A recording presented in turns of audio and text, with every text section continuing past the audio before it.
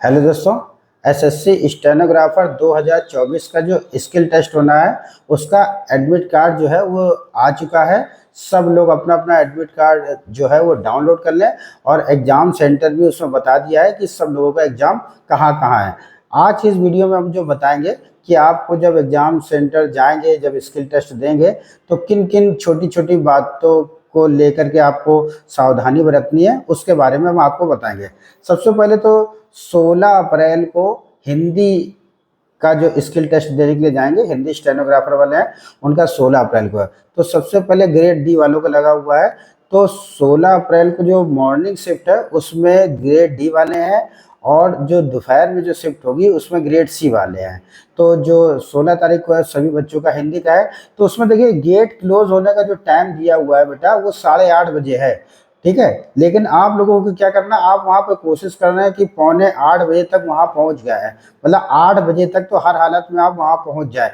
ऐसा ना हो कि गेट बंद हो जाए तो आपके लिए फिर काफ़ी दिक्कत होगी। तो वहाँ पे जो गेट बंद होगा बेटा वो 8:30 बजे होगा, लेकिन आप हर हालत में 8 बजे तक तो वहाँ पे पहुँच जाएंगे। वहाँ 5-10 मिनट पहले आप पहुँच जाएंगे तो कोई दिक्कत वाली बात नहीं। अगर आप लेट जाएंगे तो गेट बंद हो जाएगा तो फिर आपका पूरा साल बेकार हो जाएगा। तो आप कोशिश करना है जो ग्रेड डी वाले बच्चे हैं वो सब लोग समय पे वहाँ पे पहुँच जाए, ठीक है। दूसरी चीज़ क्या है कि जब आपका जो गेट बंद हो जाएगा, 8:30 बजे बंद हो जाएगा, तो जो आप लोगों का जो टाइमिंग है, जो स्किल टेस्ट है वो अंदर 9 बजे से लेकर के 11:45 बजे तक का आप लोगों का जो कार्यक्रम है उसमें स्किल टेस्ट होगा, डिक्टेशन बोली जाएगी। तो 9 बजे से लेकर के 12 बजे तक का आप लोगों का अंदर स्किल टेस्ट होगा।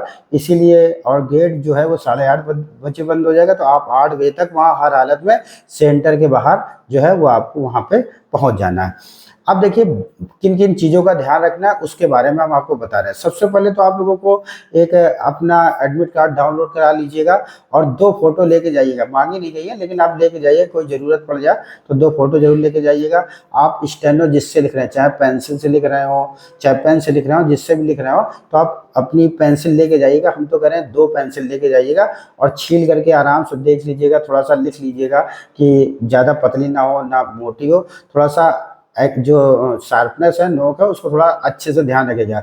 2 की जगह 3 भी पेंसिल ले जाइएगा। मान लीजिए टूट गई तो कोई बात हो जाए तो अपना आराम से उसको पेंसिल या जिससे लिखते हो आप उसको ले जा सकते हैं। आईडी इंपॉर्टेंट है, चाहे आधार कार्ड ले जाइए, चाहे वोटर आईडी कार्ड ले जाइए, चाहे ड्राइविंग लाइसेंस ले जाइए, लेकिन आप उसको ले जाइए, ओरिजिनल ले जाइएगा और उसकी एक फ़ोटो कापी भी करा लीजिएगा और एडमिट कार्ड की भी आप एक फ़ोटो कापी करा लीजिएगा। तो ठीक है, अब फ़ोटो तो आपको ले ही जानी है। अब देखिए होता क्या है, जब आप वहाँ एग्ज़ाम देने के लिए जाएंगे तो आप वहाँ पे देखेंगे काफ़ी ऐसे लड़के होंगे जो आपको थोड़ा सा उनको देख करके, आप जो नए बच्चे होते हैं वो डीमोटिवेट हो जाते हैं। वो कहते हैं कि हम तीसरी बार देने आए हैं, हमारा हर बार पेपर निकल जाता है, हम मेरिट से बाहर हो जाते हैं। कोई कहेंगे हम 120 की स्पीड लिख लेते हैं। और वहाँ पे ऐसा नहीं कि ये पहली बार है, हर बार आपको इस टाइप के बच्चे आपको वहाँ पे देखने के लिए मिलेंगे। कुछ ऐसे भी बच्चे होंगे जो 25-26 साल के होंगे, कुछ बच्चे ऐसे भी बच्चे होंगे जो 20-22 साल के होंगे। तो बच्चे हमसे भी कहते हैं सर वहाँ तो बहुत बड़े बड़े आए थे। तो बड़े का मतलब ये नहीं है कि बेटा वो आपसे ज़्यादा होशियार है। जो चीज़ आपने 21 साल की उम्र में सीखी है उन्होंने वो चीज़ जो है वो 26 साल की उम्र में सीखी है।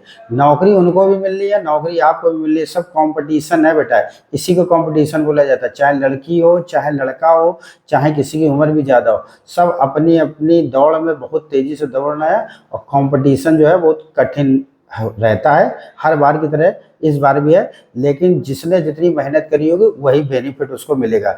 ज़रूरी नहीं है कि वो 28 साल की या 27 साल की उम्र के हैं तो वो बहुत अच्छा लिख लेते हो। 20 साल का लड़का भी बहुत अच्छी डिक्टेशन लिख लेता है और थोड़ा अनुभव रहता है, लेकिन जिसने पढ़ाई करी होगी उसी को केवल अनुभव मिलता है। अब जब आप वहाँ पे स्किल टेस्ट देने के लिए अंदर जाएंगे तो सबसे पहले जो है वो आपको वहाँ पे डिक्टेशन बोलने से पहले आपको ट्रायल दिया जाएगा। आपको जो दो एक डिक्टेशन में बोला जाएगा कि आपको समझ में आ रही है, फिर दूसरी डिक्टेशन बोली जाएगी। जब वहाँ पे फाइनल डिक्टेशन बोली जाएगी तो आपको बता दिया जाएगा कि हाँ ये डिक्टेशन आपको टाइप करनी है। तो आप वहाँ पे जब आवाज़ आती है तो आवाज़ में कोई दिक्कत नहीं होती, सब संतुष्ट रहते हैं लड़के। हाँ आवाज़ सबको साफ समझ में आ जाती है। ट्रायल रहता है कि हाँ आपको सही से दिखाई सुनाई दे रहा है कि नहीं दे रहा, ठीक है। तो ट्रायल में भी कोई दिक्कत नहीं थी, कोई शिकायत नहीं आती है अभी तक एसएससी में। फिर वहाँ पे जब आपको ओरिजिनल डिक्टेशन बोली जाएगी फिर आप उसको टाइप कर लेंगे और टाइप करने के 5 मिनट आपको मिल जाएगा कि आप 5 मिनट के अंदर इसको टाइप मतलब इसको पढ़ सकते हैं। तो आप वहाँ पे उसको रीड कर लीजिएगा। ध्यान रखिएगा कि कौन कौन सा शब्द हमने लिखा है। 5 मिनट की जगह 10 मिनट भी वहाँ पे हो जाएगा, कोई दिक्कत वाली बात नहीं। आप पढ़ने के लिए वहाँ पे समय आपको मिल जाएगा, लेकिन आप कोशिश करिएगा 5 मिनट के अंदर ही पढ़ लीजिएगा। उसके बाद जब आप टाइपिंग कराई जाएगी तो टाइपिंग में भी आपको 1 से 2 ट्रायल मिल जाएंगे। जब आप संतुष्ट हो जाएंगे कि हाँ आपको कीबोर्ड सही मिल रहा है, लग रहा है, तो फिर आपको कोई दिक्कत नहीं है, फिर आप ओके कर देंगे। वहाँ पे अगर आप कहेंगे कीबोर्ड आपको चेंज करना है तो वहाँ पे जो इन्विजिलेटर होते हैं वो कीबोर्ड वहाँ पे चेंज भी कर देते हैं। जब आप वहाँ पे जो टाइप कर देंगे तो वहीं पे पूरा डिक्टेशन आप टाइप कर देंगे, आपको 65 मिनट मिलेंगे ग्रेड डी वालों के लिए। तो सबमिट हो जाएगा, लास्ट में आप सबमिट करके ही आएंगे और टाइमर वहाँ पे चल रहा होगा, तो थोड़ा सा टाइम का भी ध्यान रखिएगा। आप पूरी जो डिक्टेशन है उसको आराम से जो है वो टाइप कर लीजिए। तो ग्रेड डी में तो आपको मॉर्निंग में, और जो ग्रेड सी वाले हैं उनके लिए जो है वो दोपहर में 2 बजे से लेकर 4:30 बजे तक रहेगा, और उनका जो गेट क्लोज हो जाएगा वो 1:30 बजे हो जाएगा। तो आप कोशिश करिएगा 12:30, पौने 1 बजे तक वहाँ पहुँच जाइए हर हालत में। गेट बंद होने से पहले आप हर हालत में पहुँच जाइएगा, नहीं तो पूरा चला जाएगा। तो हिंदी वालों का जो पेपर है वो 16 को है, और इंग्लिश वालों का जो स्किल टेस्ट है वो 17 तारीख को है। तो ये सारी जो इम्पोर्टेंट चीज़ें थी वो हमने आपको बता दी है। अगर किसी चीज़ के अलावा कुछ आपका डाउट रहेगा हो तो कमेंट्स में ज़रूर कर दीजिएगा, लेकिन जेन्युइन सवाल होना चाहिए। अगर सवाल सही होगा तो उसका हम ज़रूर रिप्लाई ज़रूर करेंगे। Thank you.